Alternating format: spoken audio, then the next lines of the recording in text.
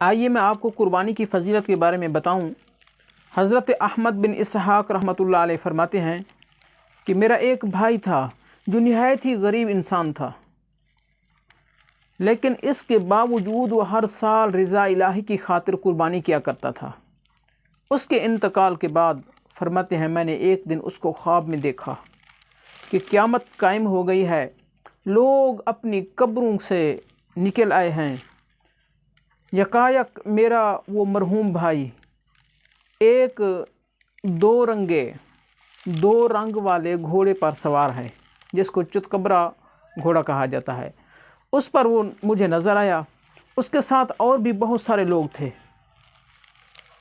میں نے پوچھا یا اخی، اے میرے بھائی، ما فعل اللہ تعالی عز وجل، میرے بھائی یہ تو بتائیے کہ تیرے ساتھ اللہ پاک نے کیا معاملہ کیا ہے؟ تو وہ کہنے لگے اللہ تبارک و تعالی نے میرے ساتھ بہت ہی اچھا معاملہ کیا، مجھے بخش دیا ہے، میری بخشش فرما دی۔ تو پوچھنے لگے کس عمل کی بنا پر اللہ پاک نے تجھے بخش دیا، کس عمل کے سبب تیری بخشش ہو گئی؟ وہ کہنے لگا ایک دن کسی غریب بوڑھا کو ثواب کی نیت سے میں نے 1 درہم دیا تھا، تو اس 1 درہم کی وجہ سے اللہ پاک نے میری بخشش فرما دی۔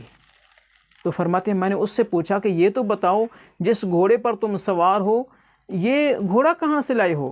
اس نے کہا کہ یہ تو میری وہ قربانی ہے جو سب سے پہلے میں نے کی تھی، اللہ کی رضا کی خاطر جو جانور میں نے عید قربان کے دن ذبح کیا تھا، اللہ پاک نے وہ مجھے سواری عطا کی ہے۔ پر میں اب کہاں جانے لگے؟ وہ کہنے لگے اب میں جنت میں جا رہا ہوں۔